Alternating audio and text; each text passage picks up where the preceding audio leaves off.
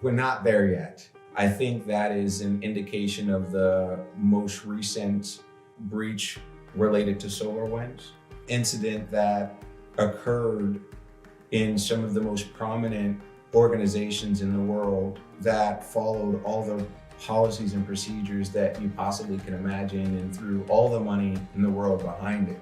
But at the end of the day, it still happened. So we're not going far enough down the supply chain in order to enforce the same level of rigor that we would within our enterprise. And it's going to be difficult to really do that well. What you are starting to see, and there's some promising signs around some new standards like the cybersecurity maturity model certification, where they are starting to hold organizations of different sizes to a standard, right, from a cybersecurity maturity model perspective. And I think the more that takes shape and the more that it's pushed further downstream within the supply chain ecosystem, there's going to be a higher degree of confidence that we're going to place right on more companies' cybersecurity models. Today, it's just not. It hasn't been standardized enough for it to be easily adopted further enough down into the supply chain to where it can be addressed at a systemic level. Are we there yet? Is there proper focus? Is there enough focus? And I have to answer that as every security person is going to answer and say, we'll never be there. Security is a journey. And if you think about this, you can never rest on your laurels. You can never rest and just say, we've done enough. And why? Because the attackers are always going to say, how do I get access there? And you put those controls in place, whether they be technical, whether they be procedural. You've trained your people now, and they're understanding how to detect, they're understanding how not to click or not to do this. The attackers are just going to shift what they used to do or what they're doing now. So there's never going to be a we're there or we've done enough, or I think we can now shift our focus to other areas. Using the whole analogy of you've got to plug 100 holes, whereas the attacker's only going to find the one. So am I plugging those 100 holes correctly? And then by the time circle back and start again and making sure I'm still covered.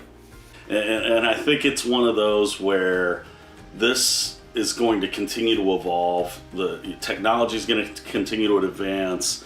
The threats are going to continue to evolve and advance. And so, unfortunately or fortunately, depending on how you look at it, we'll never be there. And so it's just going to be this continuous journey of improving the program and responding to the changing environment.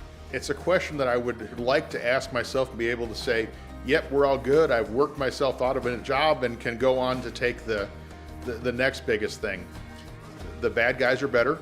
The good guys are better. There's more things to exploit. Given the geopolitical machinations that are happening now, nobody likes each other. There's always the constant, China doesn't like us, North Korea doesn't like us. Cyber warfare is going to be unfortunately probably increasing. My guess is that the next war is actually a cyber war, not necessarily a hypersonic missile war. Oh, I don't believe we're there yet. I don't believe we're ever going to be there. The technology is changing too rapidly. As rapidly as Agile changes software code, security has to be right there with it at all times. We have been trying for 30 years to get regular users to remember their passwords, and we haven't been able to do it. To the point that now we have to use biometrics, or we have to use passphrases, or we have to use other forms. That security is still a secondary thought for users, for business. It's seen as a hindrance to making money. It's seen as a necessary evil. Just, we have to be compliant. We have to check a box. And until we figure out how to make security integral to what we do, integral to all technology, and not something that people hate. Oh, I have to remember another password. I have to create another account. I have to change my password. I just changed my password. And of course, passwords are not the only issue, but this one that we bring up, that we still are not there. We're just not there. It's not ubiquitous yet. And we need a kind of leap like the iPhone gave computers. The iPhone put computing into the hands of everybody, and it made it a form of computing that everybody understood from the start. They didn't need to be trained. They didn't need to attend classes to learn how to use their phones. They just started using it. And if security were a part of that, were integral to that experience, to the point that they didn't have to think about it all the time, that they just took it for granted, that's when we've made it. No, we're nowhere close to there yet. I think some companies are certainly getting a much more increased focus, but if I look even across banking, and I use banking as the example because if you look across other industries in the US and Western Europe, banking tends to be the most advanced from a cyber perspective. You've got healthcare, pharma, energy, that's sort of the next group, and then the rest.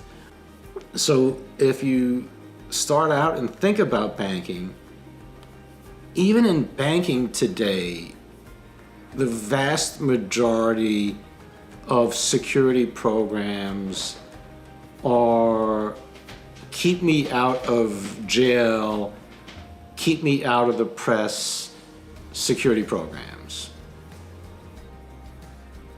That's not where you need to be. For you to really have a truly world-class security program, you need to have a security program that's facilitating changing the way the business works. Actually having a security program that aligns with and helps drive the business forward. Yes, you want to keep people out of jail and all that other stuff, but if that's where you stop, and that's where 90+% stop, no, you're not there yet. You can also look at reporting lines. How many CISOs, if you take a look at the Fortune 500, spend regular one-on-one time with their CEO? I would venture to say not many. So until that becomes the regular view of the world, no, we're not there yet.